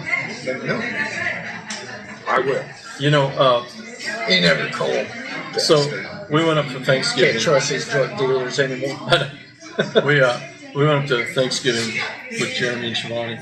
Pretty cool. I don't know if I told you about it, but instead of her cooking like you know I do and turn Oh it yeah, on, she ordered that. yeah, she got it at Cracker Barrel. And it was really good. Yeah. The turkey was amazing, you know. But so we went to visit old high school friend of mine, and good friend of Liz because she grew up down on Buck Range too, you know. And so we were all talking and everything. We went out. They have a pool in the back and a really nice pergola and stuff like that. And we, went outside just to look. And so we get to talking, and I don't know how the subject came up, but I know how it came up. Her mother had she had Alzheimer's really bad. Was in a, specific home for it and everything. And she finally, passed away from it, right? And so she told us, she said that the last time they had a get together, all the kids and everything, their kids all lived right around there in Fayetteville in that area, and Rogers. But they had a get together, and she basically said, if I start turning out that way, she says, when it gets to the certain point where I really don't know who you are and everything, but just enough to know who you are, I want you to put me down. Put me down? Yeah. And I'm looking at her and I'm like, wow. Her mother had a really tough go of it. Yeah. And I go, well, hey, so what the kid's saying? She goes, both her daughters went, I'll do it, Mom. How you feeling today? No, shot. Be a shot. No. And I told her, I says, well, what you need to do when you're diagnosed, sell your assets and move to Oregon because it's legal there. Yeah. Assisted suicide. And she goes, no, my daughter said they'll do it. They'll take care of it. I said, okay, whatever. I We have said, the arsenic right here. yeah, I mean, I don't want to see your kids go to jail. Be sure to inject between my toes. Yeah. But yeah, go to Oregon. I told her, I said, move to Oregon. It's legal up there. Yeah. Well, isn't it? I thought there was some other states that had assisted suicide. Not to my knowledge. Maybe it's just. There might be, but Oregon, they're stepping out. Well, it's been there for years. Maybe Washington's the same way now. Oregon legalized psilocybin too Yes. for elderly. Yeah. I'm like, that makes a lot of sense. Yeah. I mean, let it alter your mind, and maybe you're going to think all the good stuff. Yeah. And see colors. I can see the air. Yeah. See colors and have good thoughts. Yeah. I'm like, that's beautiful. Yeah. Yeah. See, we kids know some things. Yeah, there's some things we learn Yeah. growing up. Yeah. The hard way. Yeah, Yeah. That was our hard stuff. yeah. Yeah, I used to love that stuff. Oh God, those were the days. Those were the days. I'll never forget the one time I was working with Liz's dad. We were getting some cows in, and he was putting them in to tag them and stuff like that into a stock area. And he had a couple of working dogs, okay? And so we'd come through one gate. We got the cows from this one area, run them to the gate and everything, and I closed up the gate, and the dog was, helping them move on up and stuff like that. I look down, and there's like 4 or 5 of these bad boys, psilocybin mushrooms down there. But I'm like, this is great. Not realizing that. Okay. I got to be in close encounter supper Yeah. in an hour. Yeah. So anyhow, that's where I realized animals can talk. Because I'll never forget this. By the time we closed the gate and just up the little hill there, by the time I got up the hill, it was already on me. And I'm sitting there like, the grass is doing the shaky thing. And I'm like, wow, this is cool. And so the dog's running around and everything, and I got down on one knee, and this dog comes up to me, and I look at him, and I said, boy, this is pretty tough, isn't it? And I'm not kidding you. The dog went like this. I'm like, say something else. Oh my God, you're a dog whisperer. Yeah. So that started it off, and I think I've told you the story about having lunch with his mom and with her mom and dad, and she used to make this stuff. I think they called it goop or whatever. She made up this, it was kind of like a manwich, except it wasn't manwich. It was manwich kind of thing with alphabet soup. Okay. And with it wasn't thinned out. It was just mixed in with this hamburger meat and stuff like that. Okay. So we get up there, and she'd put it on mashed potatoes and have a slice of bread with it. And it was actually delicious. But of course, you know how it works with that. When she was getting it all ready, I said, you mind if I take a break in the living room and just kick back? It was nice and cool and dark and stuff, and I'm sitting there, and the room's going way down this way. I close my eyes, open up, and it's way down this way. I'm really having a good time. And so it's time for lunch. And of course, you're not hungry when you do this stuff, Sure. And so I'm like picking at the food, I'm taking a bite and everything, and I'm like looking at the food, and I'm like, it's spelling to you. Yeah. I'm like, what is that saying to me? And I'm like, this is really good stuff today, man. So I take another bite, and Mabel goes, Bob, I bet Joe doesn't know what's in this. And it clicked. I went, alphabet soup. That yeah. So that was quite a day that day. But you had a joyous time. Oh, I always do. Doing that. You never experienced the horrors of taking Liberty cabs and then Dad calling you for a Bible study at the apartment. A Wednesday night Bible study, Nice. And you are cooked and baked and put a fork in you. But the guy That hurt. that basically turned me onto these was Johnny Harbison. Remember him? No. Oh yeah, he's a good friend of mine. We went out to his grandparents to go fishing, and we're walking out to the pond, and we're going by this little building, and he goes, "Oh my God, great!" And there were a bunch of little buttons, and he goes, "Oh man, we're gonna really have a good time." And I'm thinking, "Oh man, I'm not eating those things. I'm not gonna die from this mushroom." He goes, "No, these are great. You're gonna love it." I did. And that's the guy that told me. But he told me. Were you talking to the fish? No, I didn't talk to the fish. I saw my spirit animal. Yeah, okay. But I didn't talk to the fish. The squirrel? No. Actually, believe it or not, it was A whippoorwill. A whippoorwill. Or nighthawks. Or, Yeah, you know, sure, they sure. fly. I'm sitting there fishing. I'm not fishing. I'm sitting there going like this on the bank. Got my legs spread and the fishing pole's over here, you know, and I'm like, and I look, and it's getting evening, okay? And you can believe this or not, maybe I just saw it in my mind or whatever, but I look down and there's a whippoorwill, and it's looking at me. Are you baked? Yeah. Yeah, if it had talked Did you to me, eat my buttons? yeah. If it had talked to me, I'd probably had a problem with that. Yeah. But I just looked at it and I'm like, wow. And so it just walked off, you know? Okay, so you can take that for whatever. But, Oh no, it's a reality. I get it. Been there. well, according to Castaneda, it would have been a separate reality. A separate reality. That was his second book. So anyhow, The dimensions are coalescing. yeah. So we were talking about it later. That night, you know, I stayed the night with him, and we're both. He decided to light a candle in the room. Okay, got a big candle and everything. He lit this candle, and you know, it was cool to look at. You know, I mean, he'd been doing this stuff for a little while, so he knew what was going on. But you know, this is new, all new to me. You know, and I'm looking at it.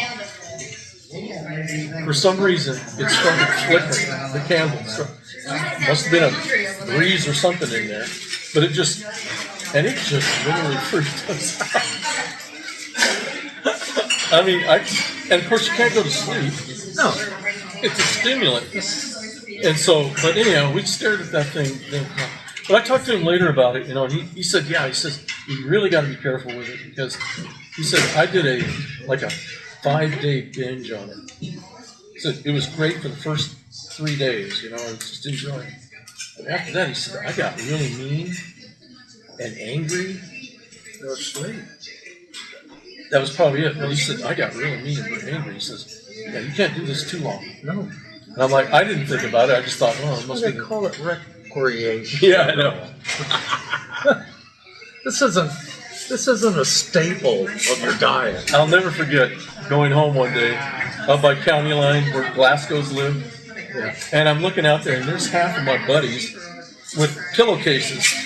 I had no idea what they were doing, you know, but they're all in a line walking across the field heading towards the woods there because here's the county line. You know where we had the car wreck? Yeah. It was right in that area, in those woods. Yeah. And then the Glasgow's field over there. And so Tony Britt was one of the guys I saw him. You know, and I saw him about a week later, and I'm like, hey man, I saw you guys out in Glasgow's field. What were you guys doing? Oh, we were picking mushrooms. I went, really? He says, oh yeah. He told me the whole process. He says, yeah. He says, we got to the woods. We had Coleman camp stoves set up and pots with water. And he says, you put them in the water, you boil these things down, run them back through those pillowcases and strain them, and you make tea. I went, really? I'm thinking to myself, how did I not know all this? You guys been doing this undercover? Well, of course they were. Yeah, of course. Now, one of my favorite stories. Got our jar of raw honey. Yeah. One of my favorite stories is Ross Lamb told me this, okay? When he was in college, okay, he was telling me about how he'd come home and they'd go out and pick all these and take them back to the college and sell them to people. Yeah. And his dad saw him out there one day and he comes out there, what are you doing? Oh, picking mushrooms. He goes, oh, really?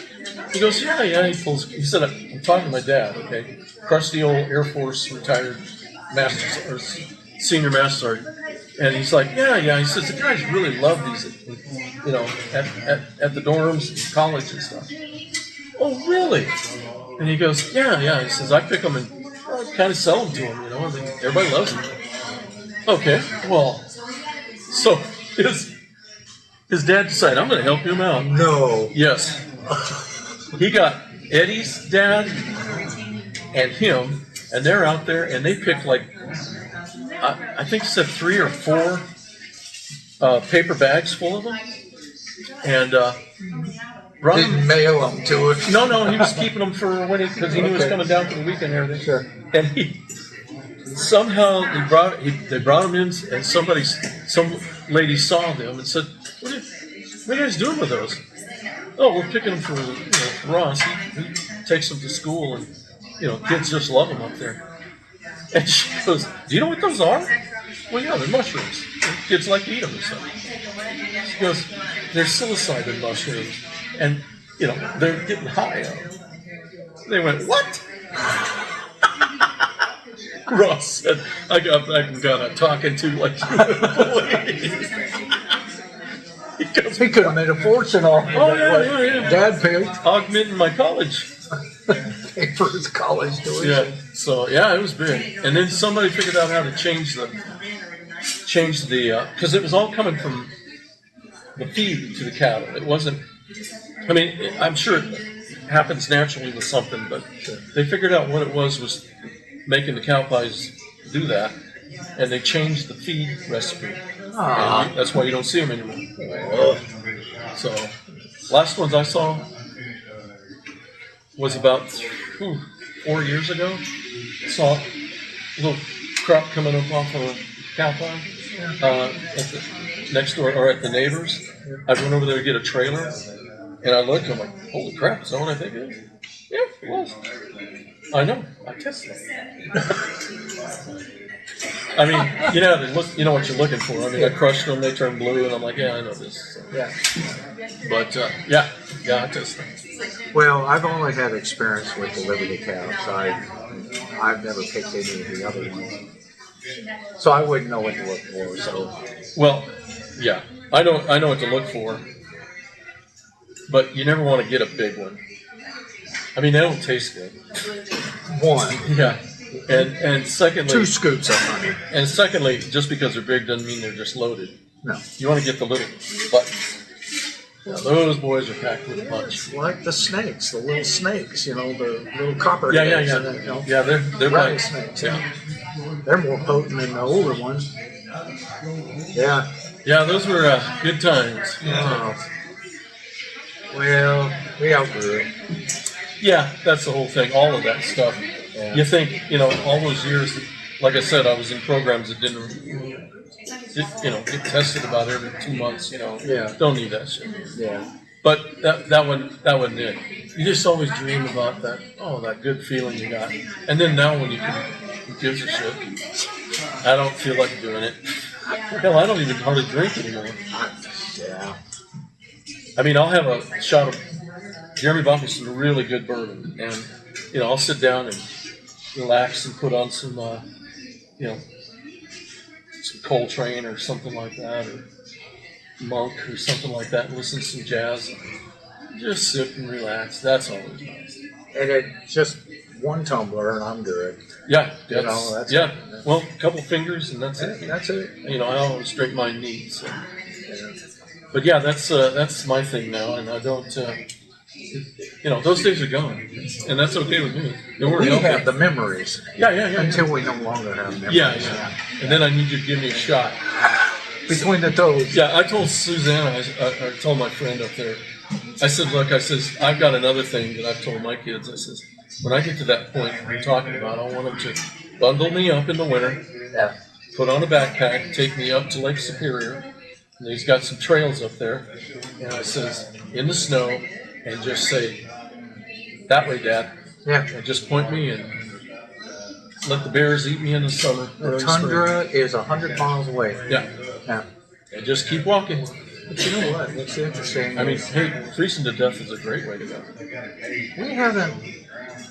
There's none of the males in our family that suffered Alzheimer's. The only one that I know of is Mom. Yeah. The only one that suffered Yeah. Alzheimer's. Cancer, lots of cancer. Let's see. Carol, what did Carol die of? Pulmonary respiratory failure, like Dad? COPD, yeah, same thing with Dad. Yeah, and then Mary. Well, that's the same thing that Diane died from, too. She had COPD. Yeah. So we had 3 was the COPD, 2 with cancer. of the kids are in. That's it. Yeah, the rest of them are still alive. Yeah, Tres hombres. we are. Yep. Yeah. Tres Let's call hombres. ourselves the Benjamins. Yeah. We're the Bendale. Wait, let's say Pendeo. We're not the Pendeos. We're not Bendale. No. Binge. We binge. We're the Binges. Hey, so hurry up, brother, and get that generator and install paid off so you can send us a Benjamin. Yeah, I'm telling you, man, he bought the best. Yeah. It's he I don't was think telling me all about it, and I'm like, wow, yeah, that's what you need. He says, I'm not going through that again. My lights are going to stay on, and I'm going to watch TV. Like, good for you. In the warm. Yeah, Yeah. yeah, so, Yeah. and I don't blame him. No, I don't either. Might as well be as comfortable as you can possibly make yourself. Yeah. Be the first on the block.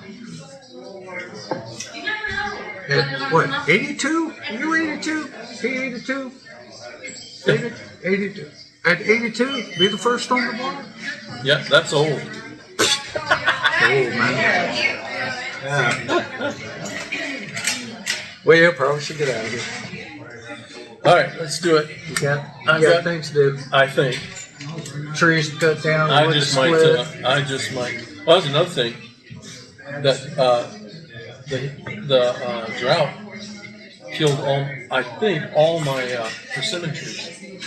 Oh, really? Yeah, and I mean, persimmon trees this big, right? That takes forever, and they might have been peaking. I don't know, but it takes forever to get them that big. They're a very slow growing tree, and yeah, they're all gone. Well, that's what Not that I really care, you know. I mean, it was just a raccoon possum tracked it. Well, the deer loved it too. I've got deer right up at the house. Speaking of possum, I've been wanting to catch one, just physically catch it. And we were coming home the other night, and the lights were on the breezeway, and I come turning in to, pull up, and all the dogs are chasing it, running out. I look over and I'm like, oh my God, did we leave the little pup outside? And I look and went, no, it doesn't have that kind of tail. And of course, it turned around and it went back to where the main driveway is, and Bandit chased it. Well, it immediately went into possum mode. Sure. And of course, and Shivani, she's all excited. Oh my gosh! She says, "Oh man, I've been wanting to do this," and I picked it up, and she's like, "Well, is something wrong with it?" I said, "It's a possum." I says, "They instinctively do this. Yeah, it happens to It's them like when they get those excited." fainting goats. Yeah, it's just same thing. Yeah, they just faint. And I says, this is the only marsupial in North America. And I says, you don't kill these things because they only live like 3 or 4 years. Yeah. And I says, I've been wanting to pick it up, but of course it's got itself knocked out. It ain't going to do anything while you're home. But I've wanted to just get one and hold it close and pet it, but it was all wet and stuff. So, but I took it on down the road and saved the possum. I learned last night during this baby shower they had how long animals are pregnant before they give birth, right? Uh-huh. Awesome. Do you know how long? 1.5 days. Really? Yeah, because it just crawls out. A kangaroo is like a few weeks, couple weeks. Huh. It just crawls out and goes into the pouch, Yep. and then it develops from there. 1.5 days. I thought, That's pretty cool. there's a new one. Let me just mark that off my Yeah, bucket list. there it is. Always wanted to know. Now I know. I just love learning things. And knowledge is power. Yeah. Awesome. All right, let's get you out of here. All right. I know you're a busy we're at guy. Greasy Rick's. See you, brother.